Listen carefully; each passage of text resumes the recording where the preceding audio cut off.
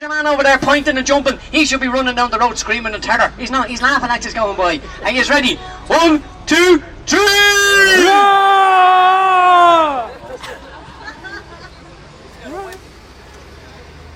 You're a working action, that's what you are. It'll work on it, we'll get you there. Now just before we head off, there's a couple of rules. A, B, C, D, E and F. A, arms, keep your arms in. As we're going around, if your elbow is hanging out too far, boom, you'll get a bang from a truck or a bus, so keep your arms in. B, bums on seats, please remain seated. C is for the children, if the adults could look after the children, or the children look after the adults, whatever way it's going to work down there. D, E and F is no eating, drinking and lighting fires. No lighting fires means no smoking, no drinking means no eating, and no eating means no drinking. Perfectly straightforward. Yeah. All of our visitors on board, my Dublin accent. If you can't understand me, what are you going to do? I'm from the north side of Dublin, and this is my posh accent. If you find as we're going around the place, if I'm speaking too quickly, if I'm up here going blah, blah, blah, blah, blah, ask me to slow down and speak more clearly as we're going along. Ready to go? Yes. Okay. Any birthdays on board? Any special occasions? Any birthdays? No? Anybody having a day? No. Anniversaries? No? Okay, just go around, go. There. Hey, give us a look. Now, here we go.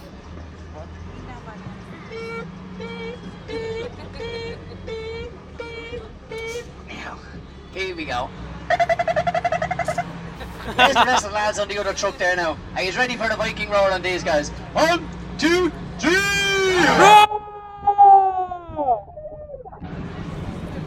Now when we're going around, there's 1 or 2 other little rules as we're going along. Well, they're not really rules, they're more like guidelines. Red traffic lights. We don't roar at red traffic lights because the motto is roar and run. We need to be able to roar at people and get away really, really quickly. Plus, we look ridiculous enough in this truck without getting stuck at lights and everybody pointing and laughing and going, look at this thing he used with the hands on his. We don't roar at the guards either, the police, the Garda Síochána. There's a reason behind that, and I'll tell you later on during the tour. Now we do roar at almost everybody else you can see out there. Now first up, there's the Mansion House, open for business in the year 1715 for Dublin's Lord Mayor. And it's been the official residence of Dublin's Lord Mayor ever since. Just beside it, the Fire Restaurant, that was originally an extension put on by one of the Lord Mayors for all the parties that he used to throw. And the church here with the red doors, St. Anne's Church, opened around 1707. Sometimes the parish priest is there. Oh no, he's gone in. Might be a little bit busy today, but he loves getting roars as we're going by. Now when we're going around the place, I will be pointing out different people for you to roar at. If you see somebody that you want to roar at, roar! You just go for it. This is your tour. Remember that. You don't have to be listening to me banging on about stories. If you want to roar, roar! Look at everybody at the bus stop. Are you ready? 1, Roar! 2, 3! Roar! I'm telling you, I'll stop when I punch us all off. Now when we're going around the place, there's a thing that I do on the truck that the other drivers don't do, and I don't know why, because it's great fun. It's called the kiss kiss. What you do is, if you see a romantic couple, a boyfriend and a girlfriend holding hands, everybody on board goes kiss, kiss, kiss, kiss. They give us a kiss, we give them a cheer, and away you go. Now sometimes it works and sometimes it doesn't. There could be a row on, you don't know what's happening, so you're just going to have to wait and see what's happening. At the top of the hill, on the left-hand side, you will see St. Andrew's Church. Well, it used to be St. Andrew's Church right up until 1974. The Dublin Tourism bought it and turned it into the head office here for the trade in Dublin City. If you were looking for Molly Malone, here she is here. She was moved. Because of all the roadworks that were going on, they shifted her up here to keep her safe. Yeah. Roar! What do you do, Lord? 1, 2, 3! Roar! This hill that we're on, this was the site of our Viking Ting Mound. Now a Viking Ting Mound was a huge, massive mound of earth, taller than any of these buildings that you can see around here. And this is where the Viking kings and the chieftains used to hold court. Any of the disputes around Dublin City, you would come here and the Viking kings would sort it out for you. Well, if it was so big and so important, where is it today? Where's it gone? Well, it's Nassau Street behind us. When the lads were building Trinity College, Nassau Street didn't exist. It was just scrubland left over from the builders.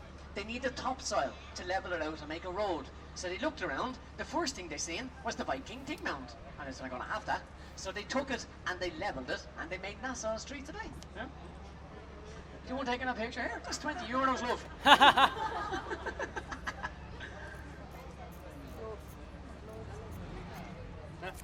What's going on around the corner? A little bit of sticky traffic here just on the corner. Hope it's not going to keep us too long. This is Dame Street that we're going to be turning out onto now. One of the oldest Viking streets in Dublin City.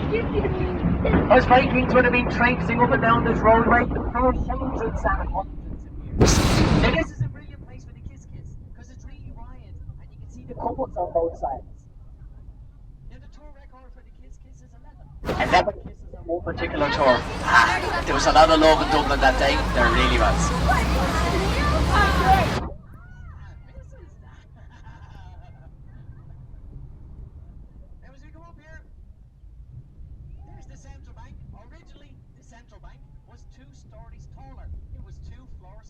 Than it is today, but because of the height restriction laws in Dublin City, when it was being built, the city planners came along and went, oh, that's far too tall, and forced the builder to take the top 2 stories down.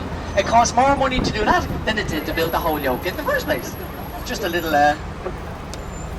planning permission. Do you want to see a kiss? Yeah. On the right hand side. Kiss, kiss, kiss, kiss, kiss, kiss, kiss, kiss. There's the 2 lads. There you They gave each other a big kiss earlier on. The 2 fellas with the big beards, they gave each other a big snog. I know. There was a couple beside them and they wanted them to kiss, but the 2 fellas went up, put down their points and gave each other a kiss. Oh, Jesus. Oh. Still have memories on it. Flashbacks. They're all taking pictures all around us now. Now this is where Dublin City gets its name from. When this traffic clears out of the way, you get a good view of the dip in the roadway ahead of us. Not too far from here there's an underground river called the River Poddle, still flowing today underneath the streets of Dublin. But back in Viking days, where the River Poddle met the River Liffey in this depression up here, there was a large black pool. Now Black Pool in Gaelic was Dove Lynn. Dove Lynn was anglicised to Diff Lynn, and Diff Lynn was modernised to Dublin. So this is exactly where Dublin City gets its name from, directly ahead up here. You can go in and have a walk around it. City Hall was originally the Royal Exchange back in the mid-1700s. That's where all the financial wheelings and dealings used to go on. And just behind City Hall, I'm going to show you Dublin Castle, the official entrance into Dublin Castle. Archway with a statue on top. This is the official entrance in. That statue is called Justice up above there. Now Dublin Castle was originally a Viking fort. Us Vikings had it first. It wasn't until the English came over in the year 1203, kicked us out and rebuilt it on stone. Now there's a lot of sand sculptures on display in there. The sand in the heart of it. You'll get a view just here on the left. It's not very good, but you'll just get a glimpse of some of the sand sculptures that are on in there.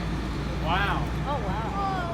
And you can just go in and have a wander around and have a look at the whole area. Now by the time you finish this tour, it'll be evening time. You might be a little bit hungry, a little bit peckish. The best fish and chip shop in Dublin City is coming into view. It's Leo Murdoch's. As we turn the corner, it will be on the right hand side as it comes into view.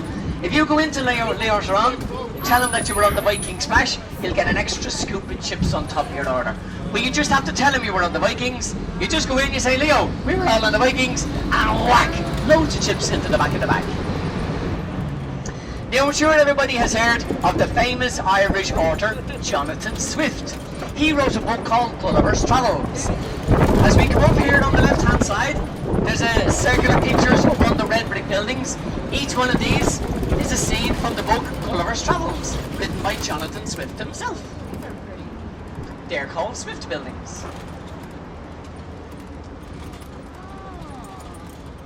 And Jonathan Swift later on became Dean of St. Patrick's Cathedral, and there's the cathedral coming into view on the right hand side just as we go through the lights.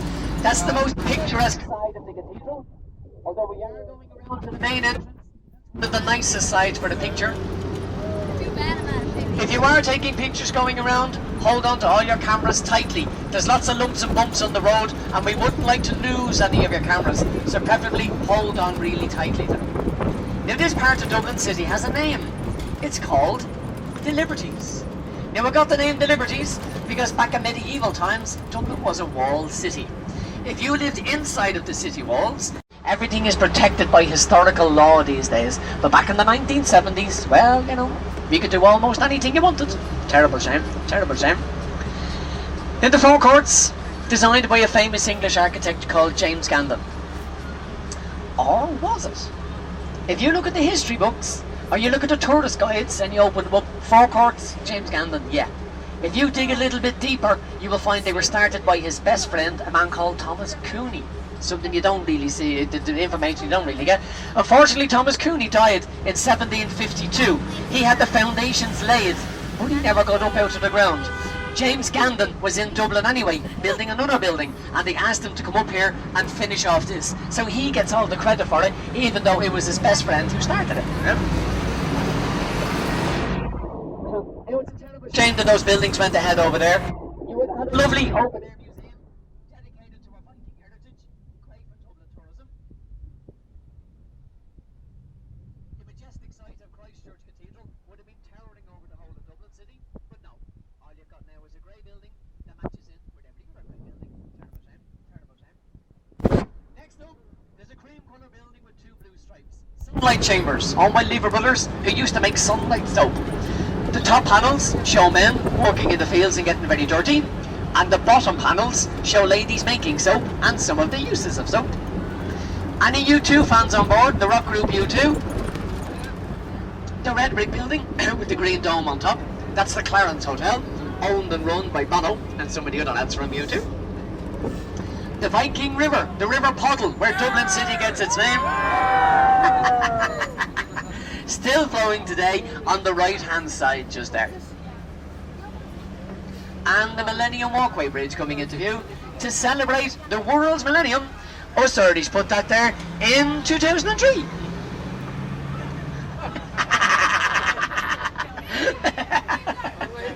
Soon we're going to set the alarm clock. Ah, look at the little uncle is over here looking for the roar. He is ready. 1, 2, 3. Yeah!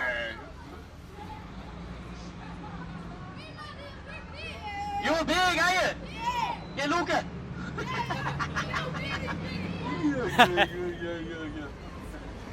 You need to be polite because we're in public. Now directly ahead, the Halfpenny Bridge. There's 3 names on the Halfpenny Bridge. Everybody calls it the Halfpenny Bridge. The official name is the Liffey Bridge, but the original name was the Duke of Wellington Bridge, named after the famous English Duke. It got the nickname the Halfpenny Bridge because back in 1816 there was a man in Dublin called William Walsh. He had a little ferry boat service going from the north side over to the south side of Dublin City.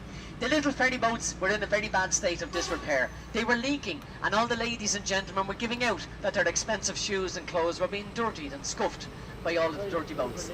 So they said, right, you either put a bridge there or you get new boats. He didn't want to get new boats, so we commissioned this bridge. And from 1816 right up until 1916, anybody crossing the bridge had to pay a halfpenny toll, or a halfpenny, and that's where the nickname comes from, the Halfpenny Bridge. Now there was a little custom for the past few years in Dublin City. Oh, I can still see 1 or 2 of them. Can you see the padlocks? Look at the spikes going all the way up into the middle there. Follow on through the middle. You can just about barely see 1 or 2 padlocks just on the tops of the spikes, still there. These are love locks. What you did was you got yourself a padlock, you wrote the gentleman's name on one side, flipped it over, wrote the lady's name on the other, and it was a romantic gesture that the 2 of you would be to lock together forever and ever. Ah, God. But the old locks were found to be damaging the bridge. So Dublin Corporation came along on the first Sunday of every month for the